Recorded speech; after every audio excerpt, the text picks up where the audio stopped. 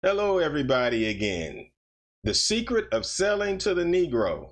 Come on, let's talk about it at the kitchen table.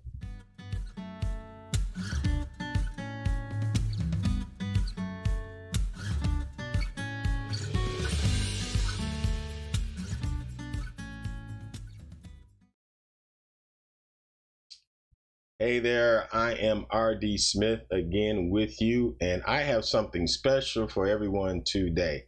I am going to do a reaction video to the documentary called The Secret to Selling the Negro. This is a video or documentary that was done in 1954. I was put on it by my wife. She wanted to see my reaction to it, so we watched together. And at first, I was, really taken aback because I guess the word Negro and some of the language that they were using.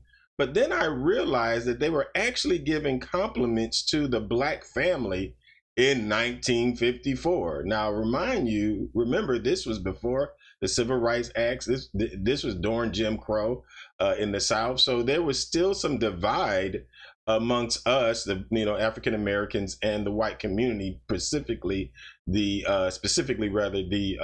Southern community of white people at the time. And so this is very special. Now, I have two videos that I'm going to do a reaction to. This is the first one, and it's part of a group, a whole segment that I'm putting on here to show a point. Now, I'm not going to, or to reveal a point that I have. I'm not going to reveal that point yet because I want you to be engaged. But I have a point to all of this. So, when you watch this with me, please don't, have an open mind. Try to ignore the word Negro being used. If you can in your mind, replace the word Negro with African American, if that helps you. But if that could be a way that you can see what they are actually saying, okay? Without any further ado, let's go ahead and get to the video, and I hope you enjoy it with me. I may do some stopping. I may stop the stuff and pause it and do some reaction that way, but please go ahead and get into it with me, and let's have a good time with it, okay? Let's go.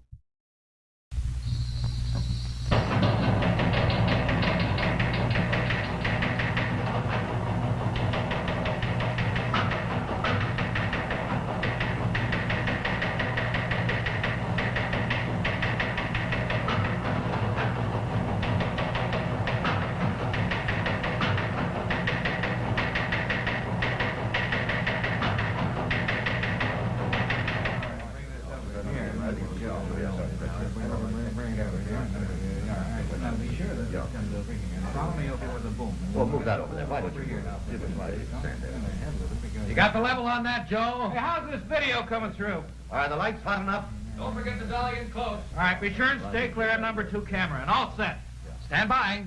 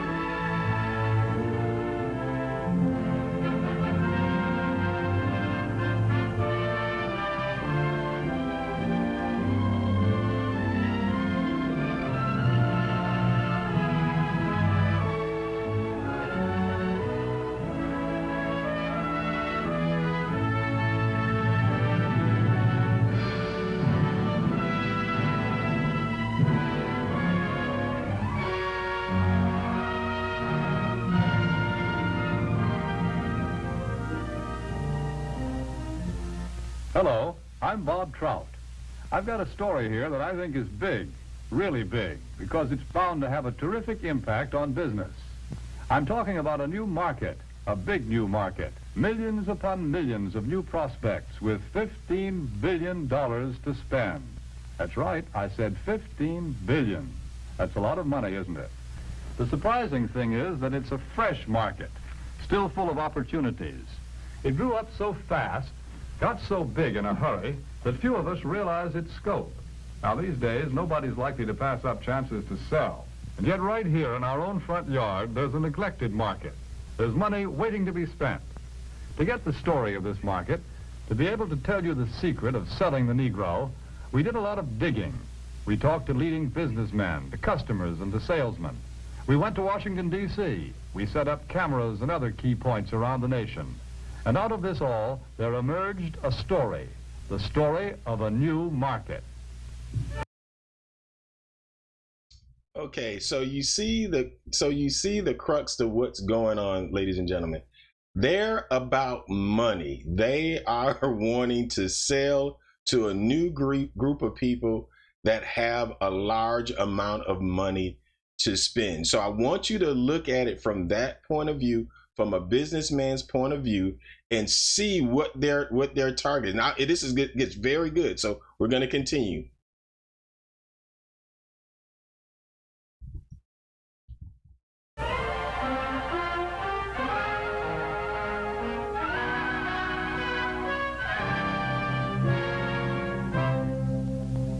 Yes, this is the market we're talking about, the new Negro family. Their name is Wells or Wilson, Smith or Brown or Alexander or Breen. They live in Chicago, in Atlanta or New York, in Detroit, St. Louis, Los Angeles, any one of 1,000 cities and towns. All over the country, families such as this are enjoying new prosperity. They have new interests, new standards of living, a buying power they've never enjoyed before. They're good prospects for practically all types of goods and services. All too often, though, they're overlooked prospects. Why? Because of some good, valid reason? No. They're overlooked because of mistaken ideas, because of out-of-date ideas about how the Negro lives and how he buys. The truth of the matter is that the Negro lives pretty much the same as other folks. He buys pretty much the same way, too. But just the same, a lot of old doubts and opinions keep cropping up over and over again. I don't like to do business with Negroes. They're drifters. You can't keep track of them. Yes, although a lot of people think that way, the truth is that 1 out of every 3 Negro families living in cities today owns its own home. That figure comes directly from the United States Bureau of Census. Maybe so, but Negroes are poor credit risks. Not more of a credit risk than any other group. Actually, the Negro home buyer meets his payments faithfully, often more faithfully than other race groups in the same economic level. That's the information we got from people who ought to know, the National Association of Real Estate Boards. Well, maybe, but I've always heard that Negroes buy shoddy, poor-quality merchandise. No, it's just the other way around. According to leading researchers, in proportion to population and income, Negroes buy more quality products than any other comparable United States group. You see, there are a lot of confused notions about the Negro customer. But when you dig right down and find out about them, they just don't hold water. Negroes own homes. They meet their payments faithfully. They buy good brands of merchandise. So why let a lot of old-fashioned ideas hurt profits? Take a look at the real facts. Here in Washington, D.C., the nation's capital, some amazing facts and figures about this new market have been uncovered. For a first-hand report, we would like to take you directly to the United States Department of Commerce to hear this story from the Secretary of Commerce himself. Here is the Honorable Sinclair Weeks, the Secretary of Commerce of the United States. In the Department of Commerce, we are constantly alert to trends that mean a healthier national economy, better business for the nation as a whole. Recently, we have been interested in a rising young market, one that represents a huge potential for goods and services. I'm referring to the new Negro market. The tremendous buying power of this group is backed, of course, by an increased earning power. The average Negro family's income is at a record high. In fact, since 1939, it has increased more than the average income of all other Americans. Just take a look at a few figures. An official Department of Commerce report shows that at least 1/3 of the Negroes living in cities earn from $2,000 to $5,000 a year. Today, the average Negro wage earner brings home a paycheck 4 times larger than the one he collected in 1939. As a whole, the Negro market has a total income of about $15 billion every year. And after taxes, Negro families still have many billions of dollars to spend. Here is a buying power that cannot help but have a tremendous effect on our national economy and on business prosperity in general. When these dollars are spent for a wide range of goods, services, and employment, business everywhere is bound to feel the impact.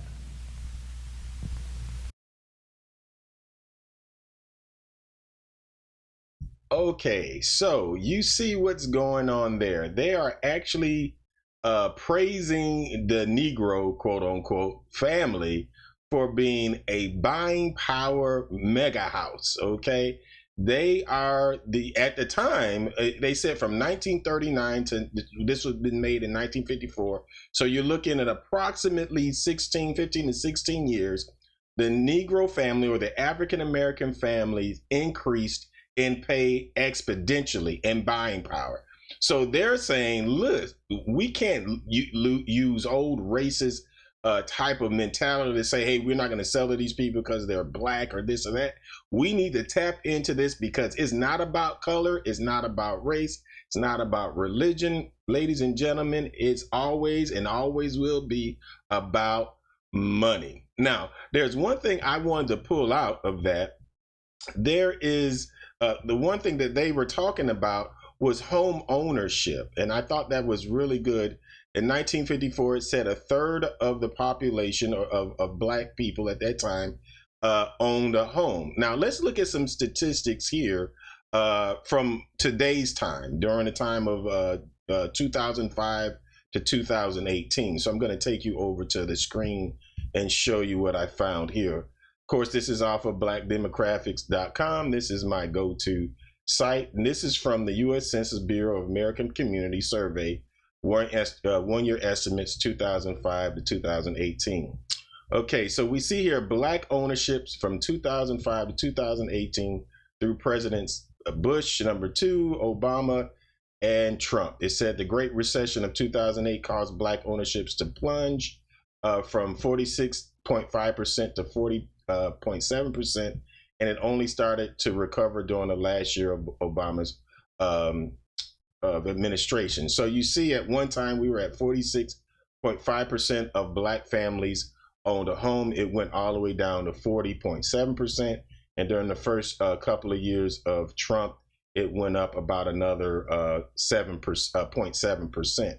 So we've always been there in the thick of things. We've always been there in the thick of things to own homes, but we haven't really increased from that 33% to just 40%. That's not a lot at all. And this is why I'm doing this reaction video, because I have like I said at the beginning, I have a good reason to show you what happened to the black family. You notice in these clips, they're showing the black family man, husband and wife, children. It's a wonderful, it reminds me of the Cosby Show. And it's a wonderful perception that they're giving about the black family. So to me, this video was, at the time, the name for us using the term Negro might be offensive today, but back then I'm not so sure if it was that offensive. But anyway, without any further delay, let's get right back into the video, and we'll continue from there. It's not much longer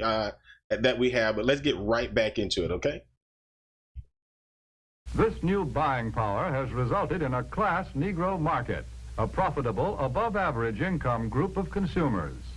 For example, the nation's largest newspaper and magazine research organization, Daniel Starch and staff, reports these significant figures. More than 51% of the readers of Ebony magazine have a record player in their homes. Almost 64% own a television set. And almost 78% enjoy the convenience of an electric refrigerator. It is also a fact and this is from the magazine The Food Field Reporter, that Negroes spend almost $3 billion a year for food alone. Per capita, they buy more cosmetics, drugs, and toiletries than anyone else in the country. And their children are better educated, too, because since 1930, enrollment in Negro colleges is up 2,500%. But really, to recognize the importance of this class Negro market, we must realize that something has been happening economically in our country. People are on the move. The population is shifting. The makeup of metropolitan populations today is different than it was just a few short years ago. To give you a better idea of what we mean, we set up several cameras, candid cameras, in a number of shopping locations. Take a look at these shoppers.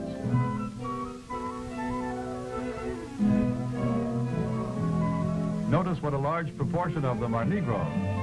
What's the reason? It's simply this. Negro families are moving into the cities where there are more job opportunities. Here they find occupations with more prestige and security, jobs that pay more money.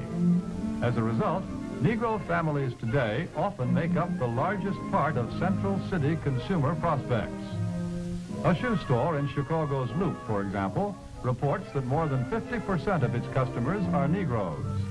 In another case, a drugstore located at a transfer point in a non-Negro neighborhood finds that its Negro customers total 25%. The trend is plain. The new Negro families today are moving into more populated areas, to the cities, where there are more stores, more buying opportunities. Since 1940, in San Francisco alone, the Negro market has increased by 89%. In Chicago, by 81%. Houston, Texas, 45%. Philadelphia, 50%. The impact of this new buying force is so tremendous that actually in 14 major United States markets, a product cannot be number one without Negro support.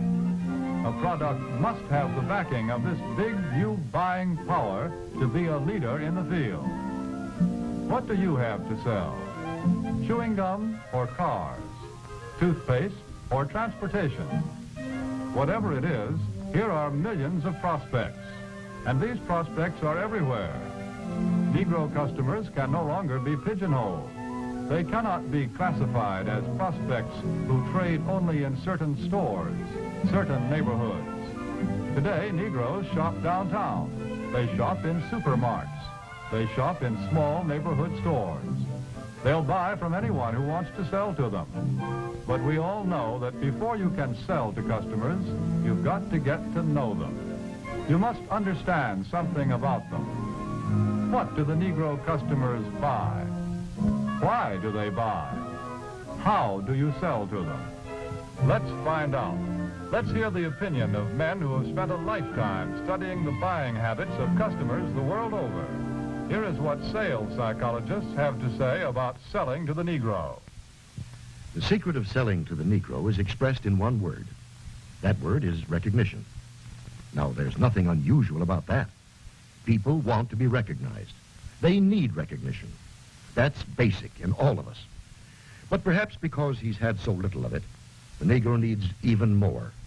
He needs to feel important and appreciated. This need is a very real and important one. It shows up even in many of the Negro's shopping habits.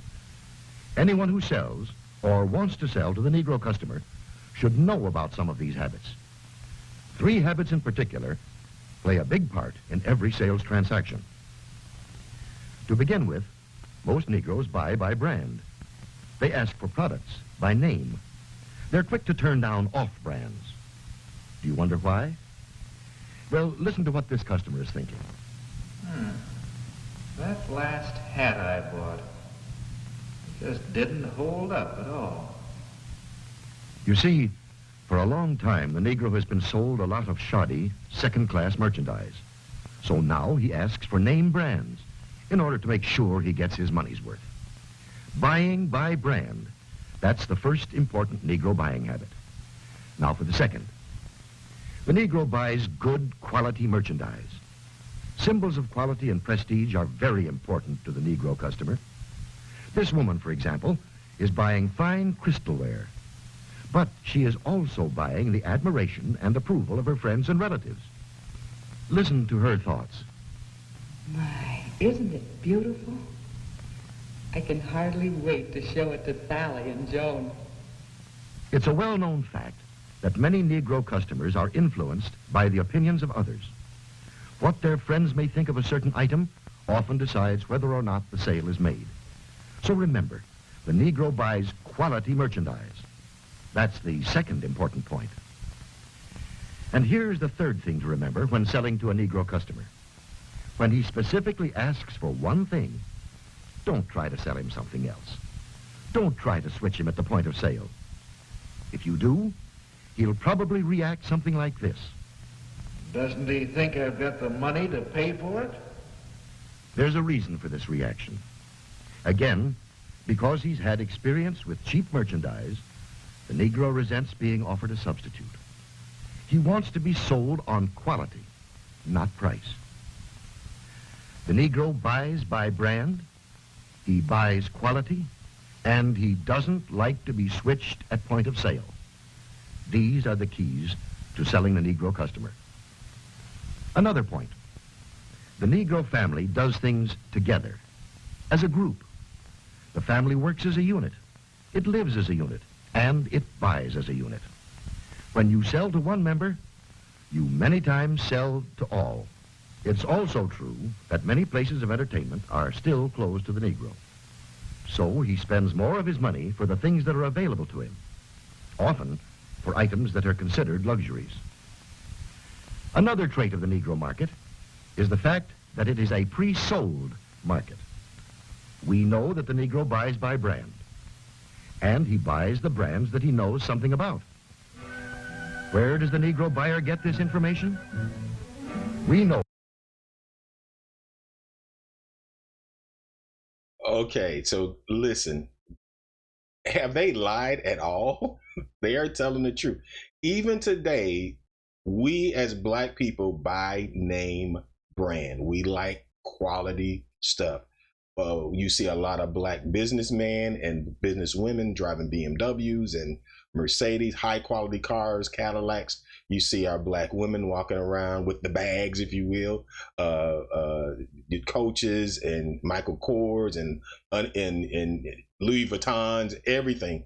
We like name brands. But one thing I liked about this point, back in 1954, they said, listen to this man, just remember what he just said. They buy as a family unit, husband, wife, and children. If you sell to one of the family members, you sold it to all. Is that today? Not at all. Watch and see, watch and learn, ladies and gentlemen. We're going to learn something in this series of reaction videos that we're going to be doing. Let's get back to the video. That Negro customers are turning more and more to the publications that are tailored specifically to their needs, that give them the news and the information that they want to read about. Many leading businessmen and companies already know this. That's why so many of them are taking this direct, sure route of reaching the Negro customer. The vice president of advertising of the Drew & Watch Company, for example, says this. In many important cities throughout the United States, Negroes are important customers of the credit jeweler. Therefore, it seemed that Ebony magazine would be a very important advertising medium for us. We would say it was very well received, and from our viewpoint, a very successful campaign. From the Remington Rand Company comes this statement. Our records show that advertising in Ebony has been effective in many ways. As all good advertising should, it has built a terrific amount of goodwill and has brought a volume of sales and sales inquiries. A representative of the Alaga Syrup Company makes this statement. Because of Alaga's regard for the influence of Ebony in the Negro market, advertising space was doubled. Alaga's long experience in selling to Negroes now takes the most direct route to its best customers, reaching Ebony's 2.5 million audience in every issue. And here are the statements of still other business leaders. Yes, many business leaders are discovering the most direct and most efficient way of reaching the new Negro market. Look here at the results of the same advertisement in two different publications, Ebony and another general magazine. You can see that proportionately, more men and women read the ad in Ebony than the one in the other magazine. And they did a better job of remembering it, too. A greater percentage of readers noted, associated, and remembered the ad in Ebony. But now, wait a minute. If the Negro market is so big and easy to reach, why aren't more companies going out after it? Well, often because of the feeling that there's something entirely different, unusual about selling to the Negro. But is it really so different? What do salesmen say? The successful salesmen who do a good job of selling in Negro communities. How do you go about getting the order? How do I get the order? Well, to tell you the truth, I don't do anything. Anything different, that is. I've been calling on these accounts long enough to know that the Negro just wants to be treated like everybody else. No matter who you're calling on, a little friendliness and courtesy help a lot. And naturally, anybody resents being patronized or talked down to. So I usually call a man Mr. Brown, Mr. Smith, or Mr. whatever his name is, until he tells me to call him by his first name. And of course, I always stick to business. I stay away from talk about race or religion or politics. That goes for talk about Negro celebrities, too. You know, this business about what good prize fighters and singers the Negroes are. Who cares? When a guy's in business, no matter what color his skin is, he's interested in making a living, in making money. That's uppermost in his mind. I guess maybe what I'm saying is that I try to help any way I can, sometimes with displays or ad materials, or an idea once in a while. The important thing is that if it helps push sales for the dealer, it helps push them for me, too. Handle the Negro account just like any of your others. Don't patronize. Stick to business. Get interested in the account. Pitch in and help any way you can. Sounds like pretty good sales advice. That's the secret of selling the Negro. Well, how about it? What do you think of this new market? It can open new outlets for you and for everybody who sells goods or services. It's still possible to get in on the ground floor when this market is just beginning to grow and to expand. The facts and the figures that we see here are just a small sample of what they promise to be next year and the years after that. Yes, here are men and women with money to spend, and they spend it for exactly the same things as you and I and everyone else. They buy almost every type of product and service that you have to offer, and they can be reached like everyone else through publications that appeal to their interests and desires, that deliver the kind of loyal readership that can be proved both in surveys and in down-to-earth sales. Here is a ready-made market waiting to be asked to buy.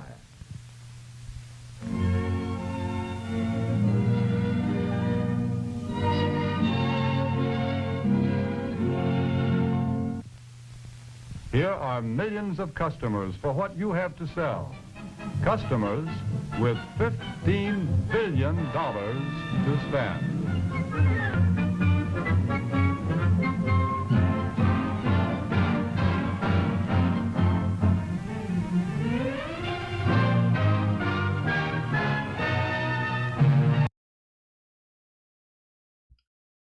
Okay, that is the end of that video. Not too long, is it? But it was very informative for me, and I hope so for you too.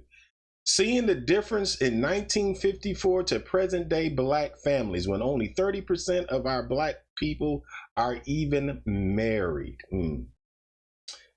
Wow. Now, we're going to move forward in a few days, maybe a week, to the next video. And I'm going to show you the difference between 1954 and 1966. Only 12 years, and those major cities, Cleveland, Baltimore, Chicago, San Francisco, Houston, okay? that were prevalent where the black community was moving to for the opportunities to have jobs and to spend good money on quality products changed forever. And now these are the hotbed of crime, the hood, gangsters, gang members. You know, Chicago, Baltimore, all these areas, Houston have the same issues. New York City, San Francisco, all of these areas where the black people went to in the 54 changed in 1966, where we had right before the Civil Rights Act was amended. And we're going to show you what happened during that time. So stay tuned. I'll be putting up a video in the next few days to a week, and I'll get back with you and you'll see where I'm going with this. Well, God bless you. I'll see you again next time.